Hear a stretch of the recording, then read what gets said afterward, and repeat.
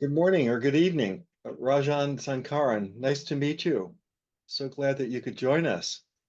Yeah, And really interested in talking with you about your book, Monks, Monkeys, and Memories, and to get your ideas that you bring up in particular about healing, suffering, empathy, and the connection of all of us to all things in life. So again, thank you for being here. But if I could ask you to explain your title, let's start from there. Monks, Monkeys, and Memories. Can you explain that? it represents a kind of evolution in my own self. And initially, there was a lot of restlessness and ego and need to achieve and all the normal things of young age. And slowly, over a period of time, through many experiences, there seemed to be a kind of a acceptance, a kind of, one could say, maturity. How to title this book? So I felt the best title would be, from a monkey mind to a monk mind, and the memories that I have along the way. Not that I have become a monk, but somewhere in that direction. But in this current book, Monks, Monkeys, and Memory, it's not so much about guidance that I received. It is there, but it's basically incidents and situations that help me to see life from a slightly different perspective. And that, I think, in this book, it's the situations that became my guide. Mhm. For example, I wrote a story which I think it's a common story also for all human beings, that when I received, the report of my medical tests, and one particular report, the prostate specific antigen, PSA, report was not there. And when we called the laboratory, they said, well, we are rechecking it because, it's not normal, something like that. And that basically means that there's a strong likelihood of prostate cancer. So when I was walking on the beach one day and I received this news from the laboratory that your reports are being rechecked because of something not okay, in a flash of a moment, life changed. And all the people I saw on the beach laughing and jumping and playing and talking and romancing and whatnot, suddenly I felt I'm not going to be here in a few days' time, maybe. And that sense of detachment that happened to me at that moment, I felt I'm just a visitor here, on this planet. And of course, all of us are, but it struck me at that moment that one report can completely change the entire complexion of things. And of course, it happened later that the report was normal and I have some time to live still. But something changed in me, that any moment, you see, we all know this intellectually that life is uncertain and etc., etc. But when it hits you with your own experience, and then what happens is life changing in some sense. And from that moment, I think I see life from a different perspective. I see that nothing of this, what I see around, is permanent. I'm going to disappear one day. you know. A famous comedian was asked, uh, what happens what happens after death? And he said, everything happens just the same, only you are not there. What would you recommend for people to start to pay more mindful attention to their guides in their experiences of life? Well, um, my whole life's philosophy is awareness. This is the way I live, you know. While I watch what is going on outside, there is a constant observation of what is going on inside. You know, this is constant. And that has helped me a lot. And so, in any experience, any situation, anyone I meet, anything I hear, I start to observe what's going on within me. And this teaches me a lot of things, you know, about myself also. I mean, I began writing this first chapter of the book, Monks, Monkeys, and Memories. The very first chapter that it came to me is how I started this book was with an incident with, going to visit my son in a South Indian city of Hyderabad. And my son had just started a startup, and I wanted to go and just encourage him and give him some appreciation, etc. And I happened to check in the same hotel where he had been staying for a few months. And when I went to that hotel and I showed my ID, they said, "Well, are you here on business?" I said, "No, I'm here to meet my son. He's staying in your hotel." And the receptionist said, "Oh, so you are Sir's father." I said, "What?" I mean, I have been a sir all my life, you know. I have been a professor. I have been a head of institution. Everybody calls me sir. Now, who is Sir's father? Then I suddenly realized he's talking about my son. I said, "Oh no, this little boy whom I used to carry on my arms and put him to sleep, now he has become sir and I have become sir's father. I mean, what's this going on here?" You know, for a moment I was taken aback, but soon I realized this is the cycle of life. You know, you are first sir's son, then you become sir, then you become sir's father, and then you're gone. And the same thing happens to your son. This is how life goes on. You know, people disappear, and the whole cycle just goes on. So it was such a beautiful moment for me, to acknowledge this, and that we are just, like water flowing down the river. You know, the river remains the same, but the water keeps changing. We are just like that. Well, one Mm. thing that you said that I think is really important, that moment you said when you became the father of Sir, you were taken aback. Yeah. And that's the moment I think to pay attention to when Yeah. when one is confronted by a dilemma or I'm not sure how you would put it, a contradiction or Yeah. something It's a, that it's a, confuses you. cha- it's a challenge to your belief so far, that you are so and so, and suddenly that you're not that. It changes, it passes. You are not a placeholder, things change.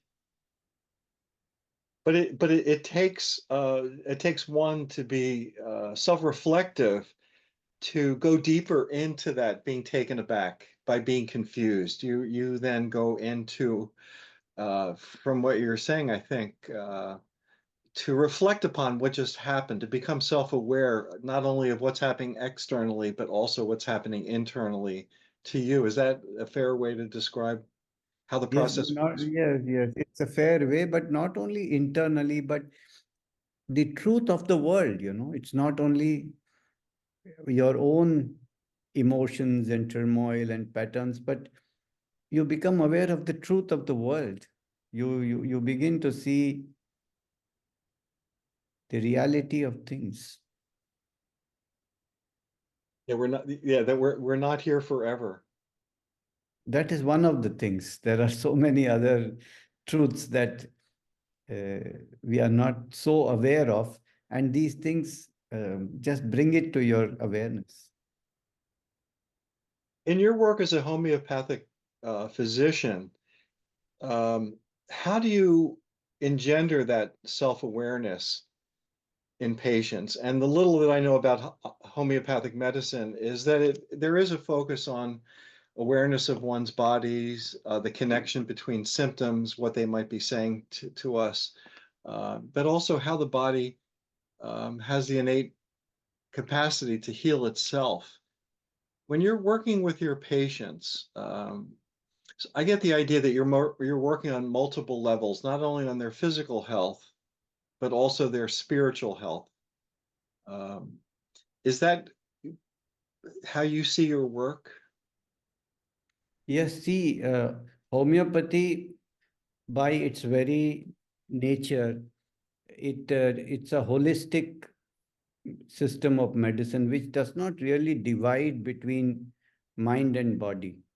So we treat the person as a whole, and in order to prescribe the right homeopathic remedy, you need to really understand to perceive the individual as an individual, and how does this individual perceive and respond to reality, and what is his nature and his temperament and his dreams and his relationships and his interests and hobbies and fears and dreams, etc., etc.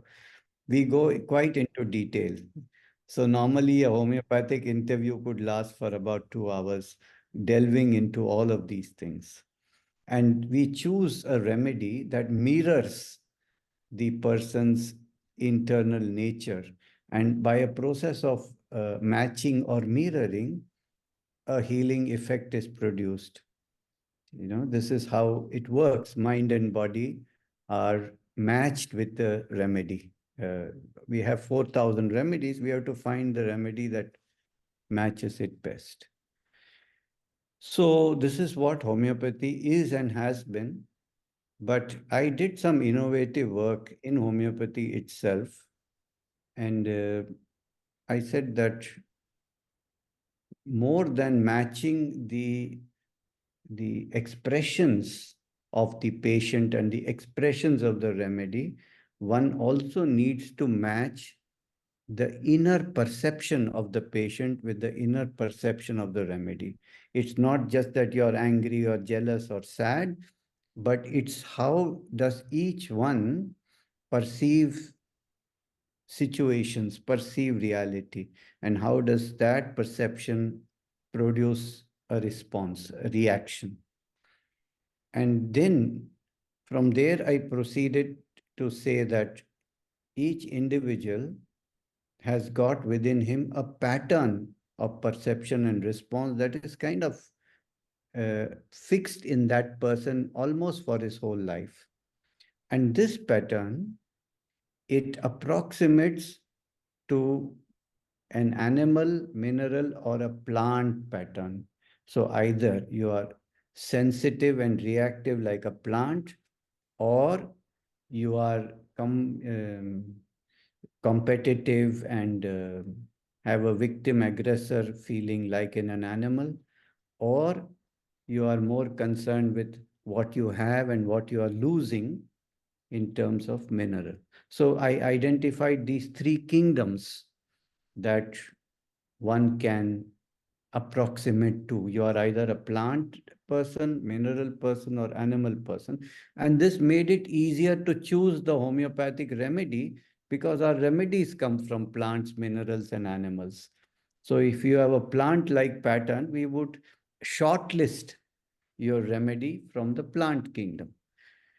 Now, going beyond that, I discovered that when we have to get to that depth in the patient's pattern, we need to take our case taking to that kind of level.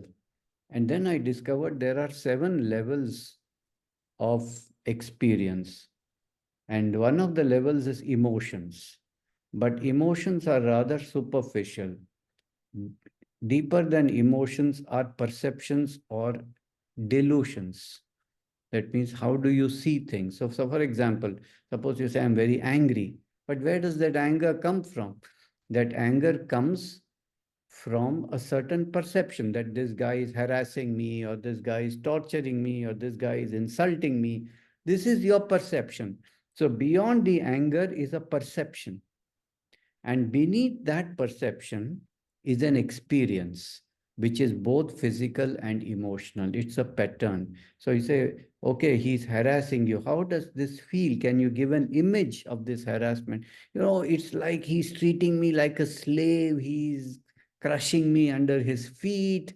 He's doing this. I said, okay, just imagine this. Imagine. How does it feel in the body? Then he goes to the bodily experience, the somatic experience. I feel as if like,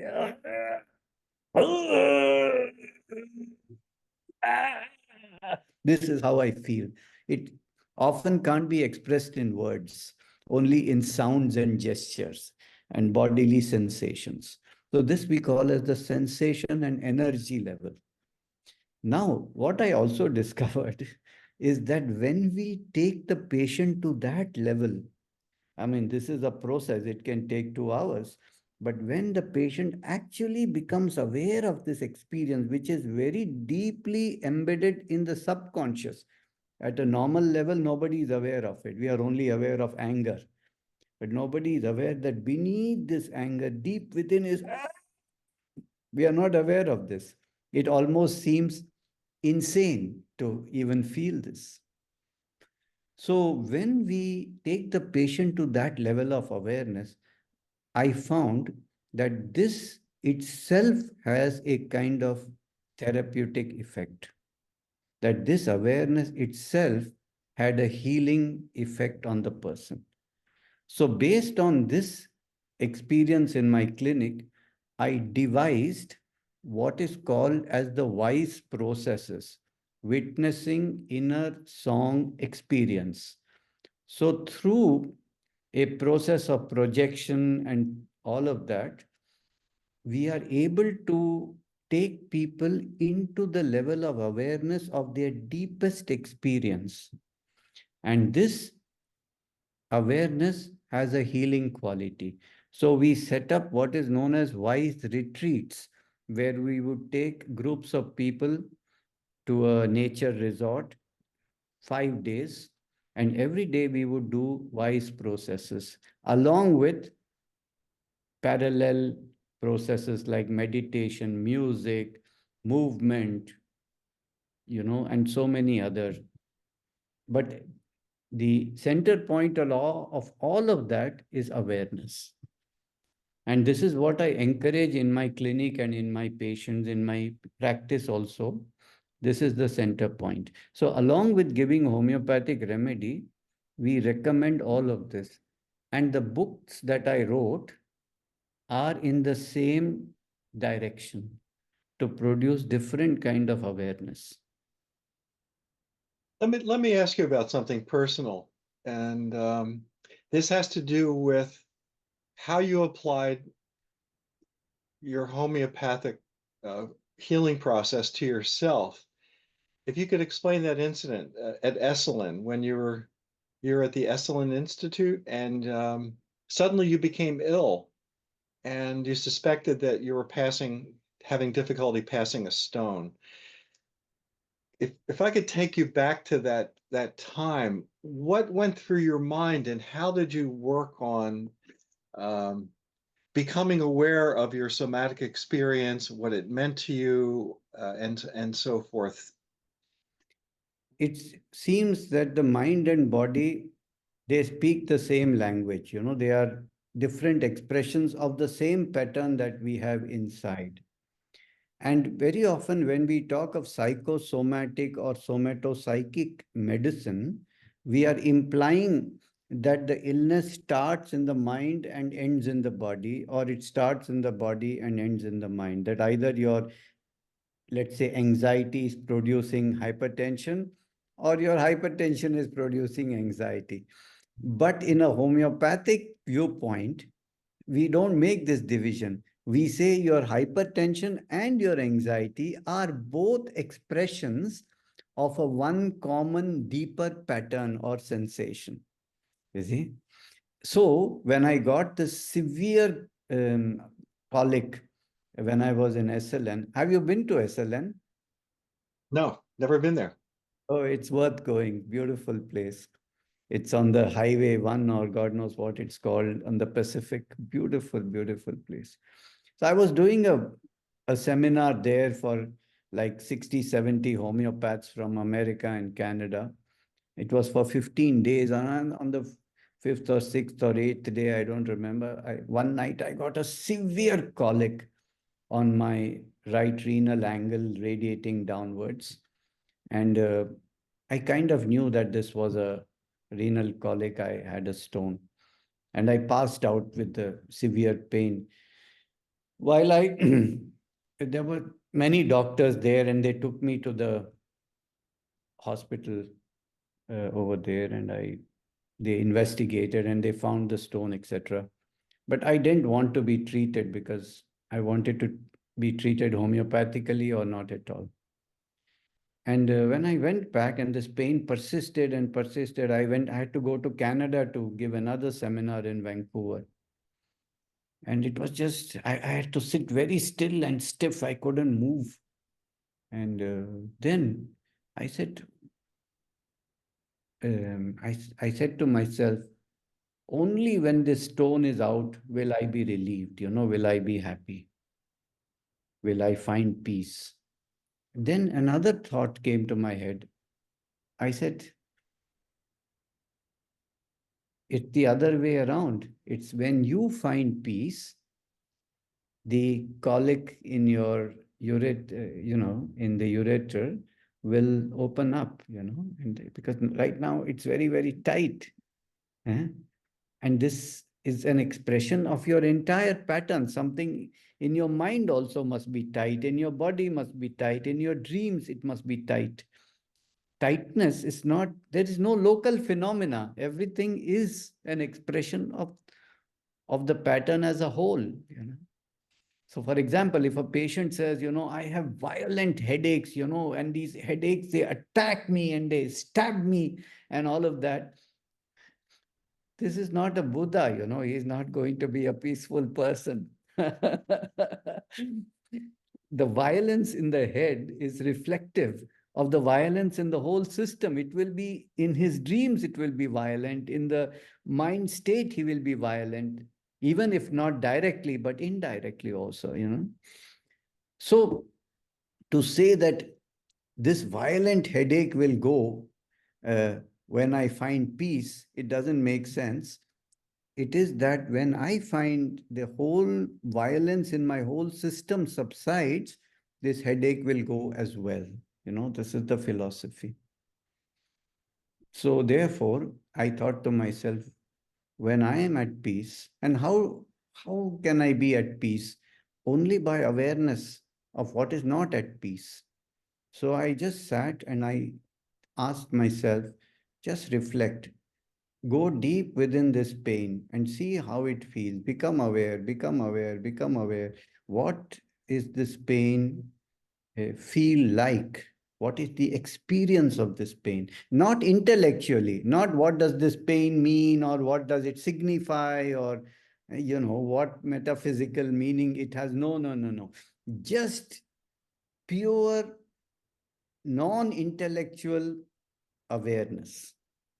Yes, pure. No, I often say that in order to be a good homeopath, you should have a very, very low IQ. I tell my students. And the, me the meaning of that is that don't bring your intellectual, your left side, left brain, logical. This is a problem. Just function with pure awareness, pure listening to yourself, pure listening to other people. So I listened to myself. So how does it feel? And I could just feel everything within. And when I put my full attention to it, I could see that experience, in fact, was the experience that ruled my whole life. It was not my mental experience, my life's experience.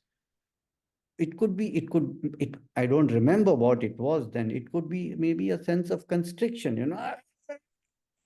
Maybe it was this. That's how it was. And when I became aware of it, I could see it easing. And I knew that at that moment, my stone will be out. And within 1 hour, I passed the stone and I was okay. So, Yes, I was so fascinated by this anecdote because it takes place at the Esalen Institute, which is an institute for self-growth and healthy living. And here you are, you're a presenter at this conference. And then you're it's almost as if, and I don't want to be too poetic about this, you're kind of given a lesson in the very thing that you're teaching. You yes, experience the very thing that you're teaching about. You go yes, through this process of realizing that it's not the stone passing that will create peace for me. It's the peace that I need that will perhaps relax my body to allow the stone to pass. So you became, as a patient, the object of the very thing that you were teaching. I thought, how synchronous. yes. And just to add one more sentence to what you said so beautifully, it is not that peace in the body cannot be created at will. You cannot say, from now on, I will be at peace, or listen to peaceful music or look at the picture of the Buddha and find peace. In my understanding, the only way to peace is the awareness of your turmoil. When you reflect, when you mirror, when you see it in front of you and you bring it up in your consciousness and not put it down, to bring it up in your consciousness. And my advice to everybody from my life's lesson is bring everything to consciousness. Don't put anything down. If you feel like killing somebody, please bring it to your consciousness. Don't go and kill anybody. I'm not advising that. But the entire violence that you feel, don't say, oh, this is bad. I should not feel it. No, I don't feel it. Not at all. No, no, no. Don't do that. Allow it to come into your consciousness and observe it. Don't act on it, but don't deny it. Don't suppress it. Observe it. That will heal. That, for the first time, I understand now a quote from the violence from within protects us from the violence without. And by that now I'm understanding that to mean that we have to understand our own internal violence, whatever those thoughts are that are disruptive, that will protect us from whatever is torturing us outside. So it starts from within, and Yeah. that helps us. And the other important thing that I learned is don't try to understand anything. Don't try to categorize. Don't try to theorize. Don't try to interpret anything, including your dreams, including your emotions, including your sensation. Just observe, just become aware. The moment you try to intellectualize or to categorize, you are you are going in the wrong direction. This is how I so a very simple you know exercise is that speak gibberish, and say you bring up in you um, a crisis moment that you might have experienced and try to express this crisis moment by sound and by action and by speaking nonsense. For example,